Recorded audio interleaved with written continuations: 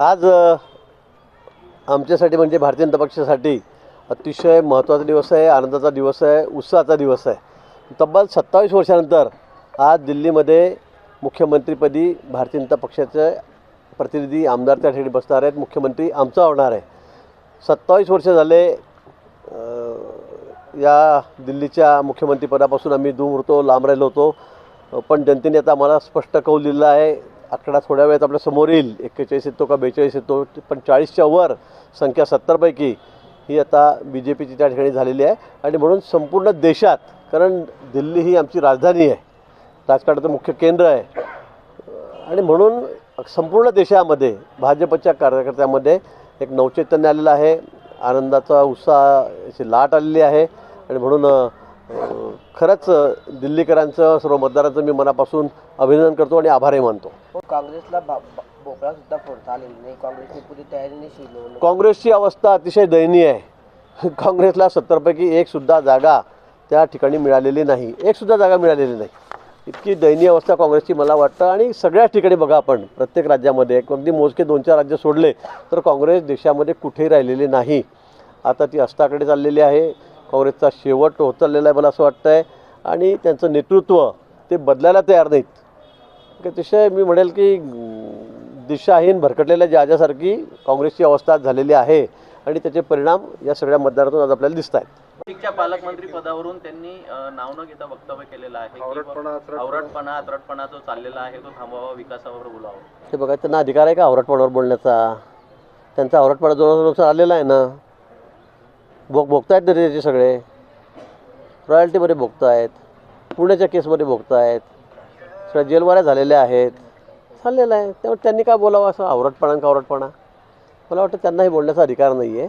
नाशिकबद्दल जे चाललेलं आहे, कुंभमेळा समोर आहे 2 वर्षांनी, अतिशय महत्त्वाचं आहे। आता आपण बघितलं, एवढी व्यवस्था ठेवूनसुद्धा उत्तर प्रदेशमध्ये दुर्घटना घडलेली आहे। त्यामुळे सगळ्यांनाच वाटतं, मुख्यमंत्री महोदयांना वाटतं की बाबा इथे पालकमंत्री तुम्ही व्हावं आणि 12 वर्षांनी पुन्हा ही जबाबदारी माझ्याकडे यावी असं सर्वांनाच वाटतं आहे। नाशिककरांनाही वाटतं आहे, सर्व आमदारांनाही वाटतं आहे। त्यामुळे माझं नाव घोषित झालं होतं, पण काही कारणामुळे ते पूर्ण स्टे झालेलं आहे। मला वाटतं पक्षाला जर योग्य वाटत असेल तर तो योग्य निर्णय करतील। पण यांना काय कोणी सांगितलं आवरटपणा? तुमचा आवरटपणा लोकांनी बघितलेला आहे। आणि त्यामुळे तुमची अवस्था काय झाली आहे बघा ना तुम्ही। आज कुठे गेलात तुम्ही? काय राहिलं तुमचं? कुठे फिरतात दारोदार तुम्ही आता, सगळ्यांचे दरवाजे ठोकत? कशाला बोलायला? आता मला त्या विषयात खरं म्हणजे बोलायचंच नाही त्याच्या विषयावर। खडसे जे आहे ते पुन्हा मुख्यमंत्री देवाभाऊ यांना भेटलेले आहे। कुठेतरी त्यांचे चाललेलं आहे की भाजपमध्ये प्रवेशाची चर्चा चाललेली आहे। त्यांनी सांगितलेलं आहे की विकासाच्या मुद्द्यांवर मी भेटायला आलेलो होतो। ते त्यांनाच विचारते का गेले काय नाही, मला कुठली माहिती नाही। मी कोणाला विचारलं नाही ते का गेले काय नाही म्हणून। हो, अशी पण चर्चा आहे की त्या भेटी दरम्यान जे आहे आपण सुद्धा त्या ठिकाणी सोबत होतात आणि त्या संदर्भात जे आहे त्याची चर्चा केल्याची माहिती नाही। मला मुख्यमंत्री महोदय म्हणाले की ते येऊन गेले म्हणून, पण मी विचारले नाही का आले, कशासाठी आले। पण मी 11 वाजता माझी भेट ठरलेली होती। मी साहेबांना फोन केला तर म्हणे 11 वाजता या म्हणून। मी 11 वाजता गेलो होतो। तर मला पत्रकारांनी बाहेरच विचारलं की खडसे पण आलेले आहेत। म्हटलं मला माहीत नाही, त्याबाबतीत मला कुठलीही माहिती नव्हती। आता काय ते येत जात राहतात, दिल्लीला भेटतात, इकडे भेटतात। हालचाल आहे काय पक्षप्रवेशाची? त्यांनाच विचारा, मला काही माहिती नाही। ते मोठे त्यांनी सांगितलं की मी खाली बोलत नाही, मी दिल्लीशी बोलतो। मला वाटतं तर ते म्हणत होते माझ्या गळ्यामध्ये तर रुमाले टाकलेला आहे, फोटो येत नाही। मला वाटतं तर त्यांनी सांगावं त्या बाबतीमध्ये, ते सांगू शकतील। पालकमंत्री पद येऊ शकतात कोण? खडसे? नाही, ते मोठे नेते आहेत, माझी कशाला भेट येतील? ते राष्ट्रीय नेते आहेत खडसे साहेब आमचे, त्यामुळे ते माझी भेट त्यांनी सांगितलं की खाली मी खालच्या लोकांना भेटत नाही, माझं डायरेक्ट वरती कनेक्शन आहे। लोकसभेचे निकाल लागले, राहुल गांधींनी ते म्हटलेले की मतदार वाढले कसे? राहुल गांधी मला वाटतं तुम्ही त्यांच्याबद्दल, ते मोठे नेते आहेत, काँग्रेसचे नेते आहेत, त्यांच्याबद्दल मी काही बोलावं असं नाही आहे। पण सगळे लोकच त्यांना आता ओळखून आहेत। अतिशय इनमॅच्युअर्ड, म्हणजे कुठे मॅच्युरिटीज नाही त्यांना, मला असं वाटतं। असा नेता काँग्रेसला यावेळेला मिळालेला आहे। काही असंबंधित बोलायचं, काहीही बोलायचं, म्हणजे लोकसभेला तुम्हाला एवढं चांगलं यश मिळालं, त्यावेळेला तुम्हाला बरं वाटलं, आणि आता लगेच विधानसभेला सगळं आम्ही पेट्या बदलवल्या, त्या पेट्यांमध्ये काहीतरी घोटाळा केला असं सांगायचं। लोकसभेत तुम्हाला एवढं यश मिळालं त्यावेळेला आम्ही म्हटलं नाही महाराष्ट्रातून कोणी एखाद्या नेत्याने किंवा कुठे काही गडबड आहे म्हणून। पण तुम्हाला अपयश आलं की तुमच्याकडे कारणं तयार असतात। पैसे वाटले, अमाप पैशाचा वापर झाला, पोलिसांचं बळ वापरलं, मतपेट्या बदलल्या, त्यामध्ये काहीतरी घोटाळा झाला, हे त्यांचे कारणं ठरलेले आहेत. भाजपने महाराष्ट्र विधानसभेचा जो पॅटर्न आहे तो दिल्लीत राबवला आहे असं संजय राऊत म्हणतात. आता संजय राऊतांना काय बोलावं त्यांच्याविषयी? संजय राऊताविषयी त्यांना बोललेलंच बरं. आता परत ते काहीतरी सांगतील पॅटर्न बदलवला, हाच पॅटर्न केला, पैसे वाटले, काय कुठल्या त्या पेट्या आहेत त्या बदलवल्या, कुठेतरी त्याच्यामध्ये कॉम्प्युटरमध्ये मिस्टेक केली पेट्यांमध्ये, हे असे त्यांच्याकडे कारणं ठरलेले आहेत.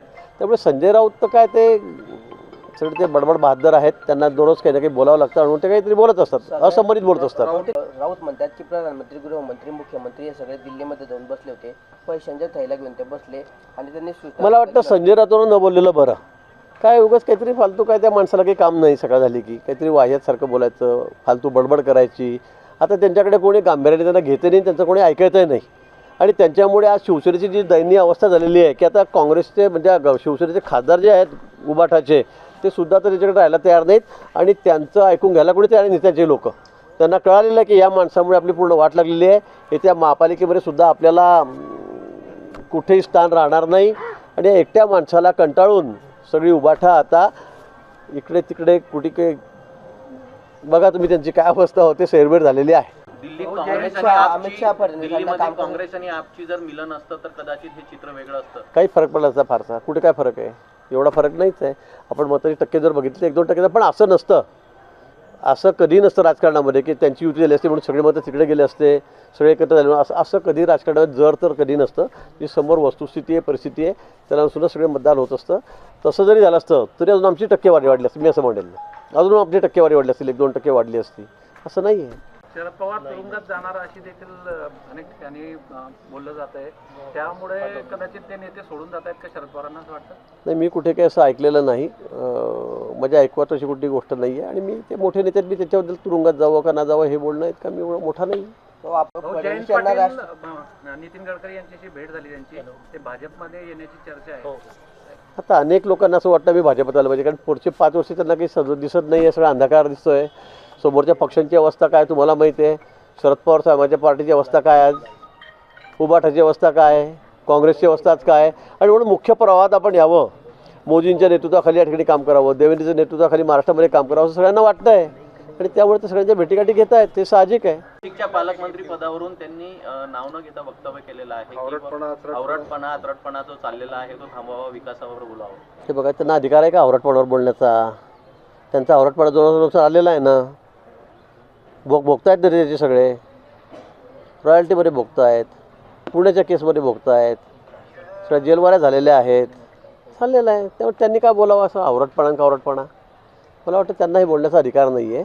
नाशिकबद्दल जे चाललेलं आहे, कुंभमेळा समोर आहे 2 वर्षांनी, अतिशय महत्त्वाचं आहे. आता आपण बघितलं एवढी व्यवस्था ठेवूनसुद्धा उत्तर प्रदेशमध्ये दुर्घटना घडलेली आहे. त्यामुळे सगळ्यांनाच वाटतं, मुख्यमंत्री महोदयांना वाटतं की बाबा इथे पालकमंत्री तुम्ही व्हावं आणि 12 वर्षांनी पुन्हा ही जबाबदारी माझ्याकडे यावी असं सर्वांनाच वाटतं आहे. नाशिककरांनाही वाटतं आहे, सर्व आमदारांनाही वाटतं आहे. त्यामुळे माझं नाव घोषित झालं होतं, पण काही कारणामुळे ते पूर्ण स्टे झालेलं आहे. मला वाटतं पक्षाला जर योग्य वाटत असेल तर तो योग्य निर्णय करतील. पण यांना काय कोणी सांगितलं आवरटपणा? तुमचा आवरटपणा लोकांनी बघितलेला आहे आणि त्यामुळे तुमची अवस्था काय झाली आहे बघा ना तुम्ही. आज कुठे गेलात तुम्ही? काय राहिलं तुमचं? कुठे फिरतात दारोदार तुम्ही आता, सगळ्यांचे दरवाजे ठोकत? कशाला बोलायला? आता मला त्या विषयाचा खरं म्हणजे बोलायचंच नाही. त्याच्या विषयावर तो विषय मला वाटतं जुना झालेला आहे. राहुल गांधी म्हणजे अतिशय म्हणजे खरं म्हणजे त्यांना मॅच्युरिटी एवढी यायला पाहिजे, काय आपण बोलतोय, काय अभ्यास करतोय, काय करतोय. संध्याकाळच्या वेळेला एवढे मतदान वाढणारच आहे. एका बुतुर्गीत आपण बघितलं 8-9 वाजेपर्यंत, रात्री 10 वाजेपर्यंत मतदान चालतं. संध्याकाळी लोक बाहेर येतात, सगळे स्वयंपाक करून, आमचे शेतकरी महिला असतात, मजूर असतात, संध्याकाळी येतात, त्यांना लाईनीमध्ये उभं राहावं लागतं आणि त्यामुळे संध्याकाळी मतदान प्रत्येक वेळेला बघा. हे सगळं गणित मागच्या सगळ्या इलेक्शनचं आम्ही त्याकडे मांडलेलं आहे की प्रत्येक वेळी 5 वाजेनंतर किती मतदान वाढलं, किती झालं.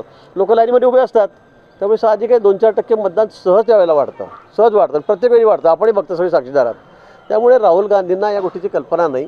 त्यामुळे त्यांना कुठेतरी ते सांगतं की एवढे कसे वाढले, तर काय ठप्पे मारून घेतले का कोणी?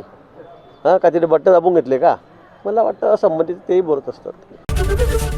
एबीपी माझा, उघडा डोळे बघा नीट.